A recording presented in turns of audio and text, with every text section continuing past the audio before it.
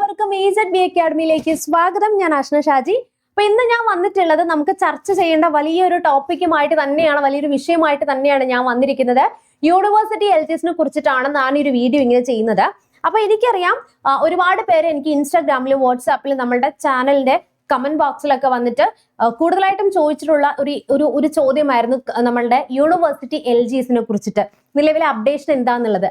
അപ്പോൾ നിങ്ങൾക്കറിയാം, എനിക്ക് ഓൾറെഡി നിങ്ങൾ മെസ്സേജ് അയച്ചിട്ട് ഒരുപാട് നാളുകൾക്ക് ശേഷമാണ് ഞാൻ ഒരു വീഡിയോ ആയിട്ട് വരുന്നത്. വീഡിയോ പ്രസന്റ് ചെയ്യാനായിട്ട് കുറച്ച് ടൈം എടുക്കുന്നതിന്റെ പ്രധാന കാരണം ഇതിനെക്കുറിച്ച് നമുക്ക് നല്ല രീതിയിൽ ഇതിനെക്കുറിച്ച് അറിഞ്ഞിട്ട് വേണം നിങ്ങളുടെ അടുത്ത് ഇത് പറയാനായിട്ട്. അപ്പൊ ഇതിന്റെ പിന്നിലെ ഒരുപാട് അന്വേഷണങ്ങളും കാര്യങ്ങളൊക്കെ ആയിട്ട് റിസർച്ച് ചെയ്തിട്ട് തന്നെയാണ് ഈ ഒരു വീഡിയോ വന്ന് എടുക്കുന്നത്. ചിലപ്പോൾ ഇത് ഒരുപാട് നെഗറ്റീവ് കമന്റ്സ് വരാൻ സാധ്യതയുള്ള ഒരു വീഡിയോ തന്നെയാണ്. എന്നിരുന്നാൽ പോലും പറയേണ്ട കാര്യങ്ങൾ ഞാൻ ഇവിടെ പറയാനാണ് ആഗ്രഹിക്കുന്നത്.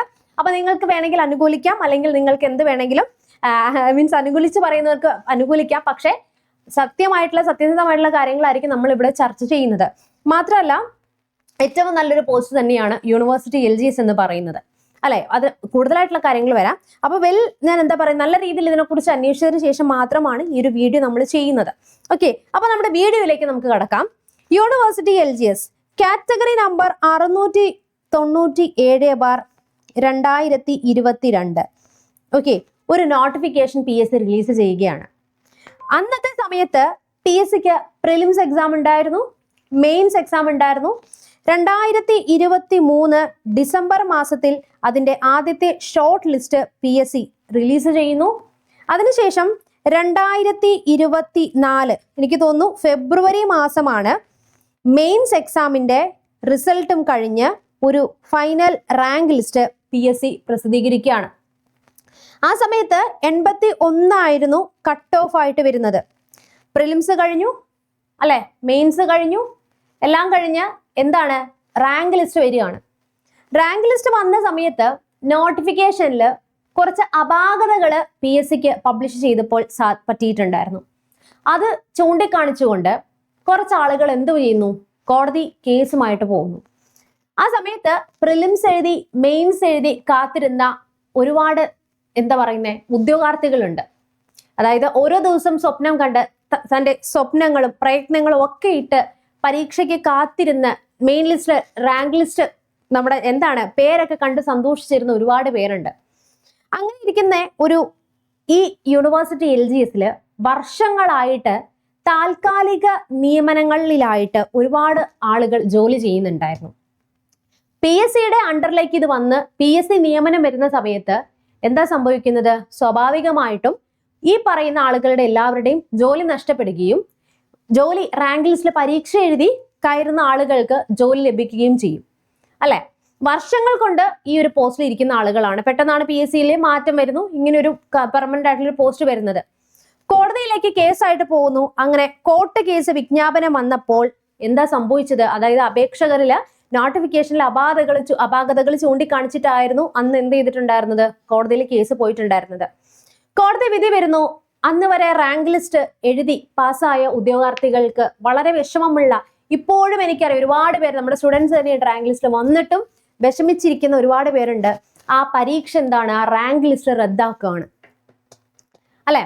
അപ്പോ അങ്ങനത്തെ ഒരു റദ്ദാക്കൽ ഇരുന്ന സമയത്ത് വളരെ വിഷമിച്ച്, അല്ലെങ്കിൽ വളരെ ഭയങ്കര താൽക്കാലിക നോട്ടിഫിക്കേഷൻ ഒക്കെ വന്ന് 2027 അതിന്റെ വാലിഡിറ്റി കഴിഞ്ഞ് പുതിയ പരീക്ഷ റാങ്ക് ലിസ്റ്റ് നമുക്ക് വരേണ്ടതാണ്. അപ്പൊ ഇവിടെ ഞാൻ എടുത്തിരിക്കുന്നത് നിയമസഭയിലെ ഒരു ചോദ്യോത്തര വേളയില് സർവകലാശാലയിലെ കരാർ അല്ലെങ്കിൽ ദിവസവേതന ജനങ്ങളുടെ കണക്ക് പ്രസന്റ് ചെയ്യാനായിട്ട് ശ്രീ IC ബാലകൃഷ്ണൻ ചോദ്യം ചോദിക്കുകയും ഉന്നത വിദ്യാഭ്യാസ സാമൂഹ്യനീതി വകുപ്പ് മന്ത്രി ഡോക്ടർ R ബിന്ദു ഉത്തരം നൽകിയതുമാണ് ഇവിടെ കാണുന്നത്. അപ്പൊ ഇത് പ്രകാരം നമ്മുടെ ഓരോ യൂണിവേഴ്സിറ്റീസിലും നിങ്ങളൊന്ന് നോക്കണേ. കേരള സർവകലാശാല 971 താൽക്കാലിക നിയമനക്കാരും, MG സർവകലാശാലയിൽ 328, കാലിക്കറ്റ് സർവകലാശാലയിൽ 704, കണ്ണൂർ സർവകലാശാലയിൽ 359, കുസാറ്റിൽ 511, ശ്രീ ശങ്കരാചാര്യ സംസ്കൃത സർവകലാശാലയിൽ 260 താൽക്കാലിക ജീവനക്കാർ. അപ്പൊ ഇതെന്ന് പറഞ്ഞു കഴിഞ്ഞാല് സംസ്ഥാനത്തെ സർവകലാശാലയിൽ കരാർ ദിവസത്തിൽ അല്ലെങ്കിൽ സർക്കാർ വിഭാഗത്തിൽ നിന്നും വേതനം പറ്റുന്ന ജീവനക്കാരുടെ ആകെ എണ്ണമാണ് കാണിച്ചിരിക്കുന്നത്. ബാക്കി ഞാൻ ഡീറ്റെയിൽ ആയിട്ട് ഇവിടെ എടുത്തിട്ടുണ്ട്. അടുത്തത് കേരള സർവകലാശാല പറഞ്ഞു. കണ്ണൂർ കുസാറ്റ് ശ്രീ ശങ്കരാചാര്യ നമ്മൾ പറഞ്ഞിട്ടുണ്ടായിരുന്നു. APJ അബ്ദുൽ കലാം സാങ്കേതിക സർവകലാശാല 95. ശ്രീനാരായണ ഗുരു ഓപ്പൺ യൂണിവേഴ്സിറ്റി 109. പിന്നെ അത് കൂടാതെ എംപ്ലോയ്മെന്റ് എക്സ്ചേഞ്ച് മുഖേന നിയമനം ലഭിച്ചിട്ടുള്ളവർ MG സർവകലാശാലയിൽ 771, കണ്ണൂരിൽ 68, ശ്രീ ശങ്കരാചാര്യ സംസ്കൃത സർവകലാശാലയിൽ 3 പേരാണ് പോയിട്ടുള്ളത്. അപ്പൊ ഏകദേശം എടുത്തു കഴിഞ്ഞു കഴിഞ്ഞാൽ ഒന്ന് നോക്കി എത്രമാത്രം വേക്കൻസീസ് ആണ് നമുക്ക് യൂണിവേഴ്സിറ്റി LGS എന്ന് പറയുന്ന ആ ഒരു പോസ്റ്റിലേക്ക് വരുന്നത് അല്ലെ. ഏകദേശം കമ്പനി ബോർഡ് LGS പോലെ തന്നെ, കോർപ്പറേഷൻ പോലെ തന്നെ ഏറ്റവും കൂടുതൽ നിയമനം നടക്കുന്നതും ഏറ്റവും കൂടുതൽ ഉദ്യോഗാർത്ഥികളുടെ സ്വപ്ന ജോലിയാവുന്നതാണ്. ഇതിനൊരു പ്രത്യേകത കൂടിയുണ്ട്. എന്താ നിങ്ങൾക്കറിയാവോ? സാധാരണ വേരിയസ് LGSന് നമുക്ക് 7th ക്ലാസ് ഉള്ളവർക്ക് മാത്രമേ അപേക്ഷിക്കാൻ സാധിക്കൂ. Company board LGS, university LGS പോലുള്ള പരീക്ഷകളിലൊക്കെ എന്താണ്, ഡിഗ്രി യോഗ്യതയുള്ള ഉദ്യോഗാർത്ഥികൾക്കും അപേക്ഷിക്കാനായിട്ട് സാധിക്കും. ഈ ഒരു പോസ്റ്റ് എന്ന് പറഞ്ഞു കഴിഞ്ഞാൽ എന്നും നമ്മൾ യൂണിവേഴ്സിറ്റി LGS ആയിട്ട് ഇരിക്കുന്നത് മാത്രമല്ല, അതായത് ഡിഗ്രി ക്വാളിഫൈഡ് ആയിട്ട് ഈ ഒരു ജോലിക്ക് കയറി നിങ്ങൾ ഡിഗ്രി എഴുതിയെടുത്താൽ തന്നെ അത്യാവശ്യം പ്രൊമോഷൻ സാധ്യതയോട് കൂടിയിട്ട് യൂണിവേഴ്സിറ്റി അസിസ്റ്റന്റ് വരെ പോസ്റ്റിലേക്ക് പ്രൊമോഷൻ ലഭിക്കുന്ന ഏറ്റവും മികച്ചൊരു ജോലി തന്നെയായിരുന്നു യൂണിവേഴ്സിറ്റി LGS എന്ന് പറയുന്നത്. അപ്പോൾ ഇത്രമാത്രം വേക്കൻസീസ് ഉള്ള ഒരു പോസ്റ്റാണ് അന്ന് റദ്ദാക്കി ഒരുപാട് ഉദ്യോഗാർത്ഥികളുടെ പ്രതീക്ഷ നശിച്ചു പോയത്.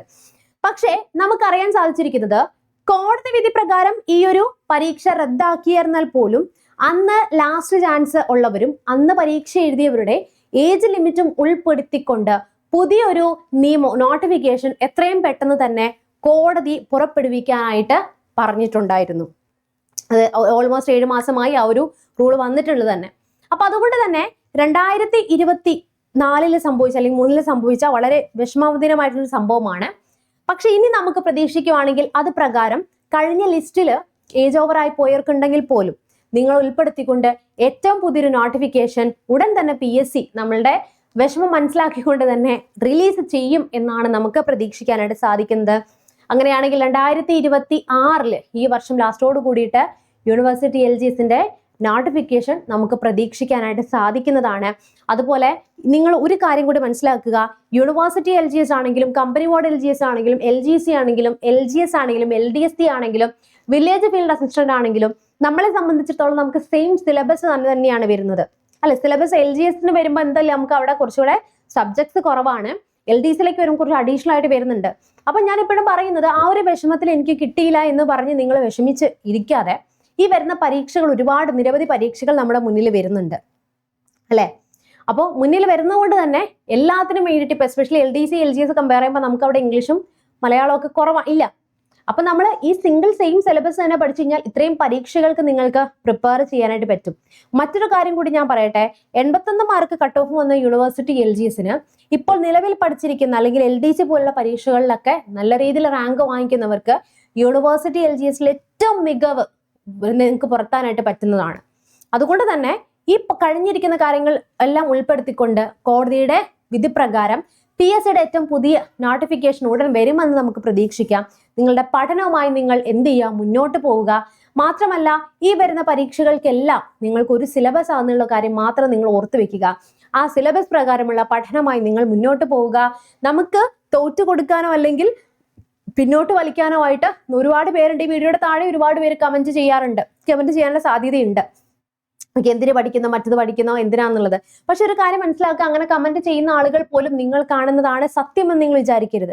ആ ആളുകൾ നല്ല രീതിയിൽ എന്ത് ചെയ്യുന്നുണ്ടാവും, പഠിക്കുന്നുണ്ടാവും. സ്റ്റേറ്റ് വൈഡ് ആയിട്ടുള്ള പരീക്ഷകളിലൊക്കെ എല്ലാ സ്ഥലങ്ങളിലും എല്ലാ സ്ഥാപനങ്ങളിലും എല്ലാ സൊസൈറ്റികളിലും വീടുകളിലൊക്കെ നടക്കുന്ന ഒരു കാര്യം തന്നെയാണ്. എന്താണ്, നമ്മളെ പിന്നോട്ടാക്കി അവർക്ക് മുന്നോട്ട് കയറാനായിട്ട് ശ്രമിക്കുന്ന രീതിയിൽ അല്ലെ. അപ്പോൾ നമ്മളെ മാനസികമായിട്ട് തളർത്തിക്കൊണ്ട് അവർക്ക് മുന്നോട്ട് പോകാനായിട്ട് ആഗ്രഹിക്കുന്ന രീതിയിലുള്ള കമന്റുകൾക്കാണ് അത് നല്ല രീതിയിൽ പഠിച്ചുകൊണ്ടിരിക്കുന്നവരെ മാനസികമായിട്ട് തളർത്തും. അപ്പോഴും നിങ്ങൾ മനസ്സിലാക്കണം, കഴിഞ്ഞ എക്സാമിൽ റദ്ദാക്കിയവര്, പരീക്ഷ എഴുതാൻ റാങ്ക് ലിസ്റ്റ് വന്ന് നിങ്ങൾ പോയിട്ടുള്ളവർ വിഷമിക്കേണ്ട. അത്രമാത്രം വേക്കൻസീസ് ആണ് നമുക്ക് വേണ്ടിയിട്ട് ഈ പറഞ്ഞിരിക്കുന്ന മേഖലകളിലുള്ളത്. ഓക്കെ, അതുകൊണ്ട് നിങ്ങളുടെ പഠനമായിട്ട് നിങ്ങൾ പുറകോട്ട് പോവല്ലേ, നിങ്ങൾ മുന്നോട്ട് പോകും. തീർച്ചയായിട്ടും നമുക്ക് അനുകൂലമായിട്ടുള്ള ഒരു നോട്ടിഫിക്കേഷൻ PSC ഉദ്യോഗാർത്ഥികളുടെ മനസ്സിലാക്കി തീർച്ചയായിട്ടും റിലീസ് ചെയ്യുമെന്ന് നമുക്ക് വിശ്വസിക്കാം, നമുക്ക് പ്രതീക്ഷിക്കാം. ഓക്കെ, അപ്പോൾ അതുപോലെ തന്നെ നമ്മളുടെ ക്ലാസ്സുകളൊക്കെ നിങ്ങൾക്ക് അവൈലബിൾ ആണ് കേട്ടോ. അപ്പോൾ കോഴ്സുകളെ കുറിച്ച് അറിയാനായി താഴെ കാണുന്ന നമ്പറിലൊന്ന് വിളിക്കുക, അഡ്മിഷനൊക്കെ എടുക്കുക. മാത്രമല്ല നിങ്ങൾ നല്ല രീതിയിൽ മുന്നോട്ട് പോക്കോ. നമുക്ക് ഈ 2026 എന്ന് പറഞ്ഞു കഴിഞ്ഞാൽ അവസരങ്ങളുടെ വർഷമാണ്. 10th level, +2 level, degree level നമുക്ക് പഠിച്ചു കഴിഞ്ഞാൽ എന്താണ് അടിപൊളിയാണ്. നമുക്ക് ജോലി പ്രവേശിക്കാനായിട്ട് ഈ വർഷം നിങ്ങളൊന്ന് കഷ്ടപ്പെട്ടാൽ മതിയാകും. ഓക്കെ, അപ്പോൾ എന്തായാലും നമുക്ക് നിങ്ങളുടെ അഭിപ്രായങ്ങളൊക്കെ കമന്റ് ബോക്സിൽ കമന്റ് ചെയ്യാം. നെക്സ്റ്റ് ഒരു വീഡിയോയിൽ വീണ്ടും കാണാം. Till then, bye bye and thank you.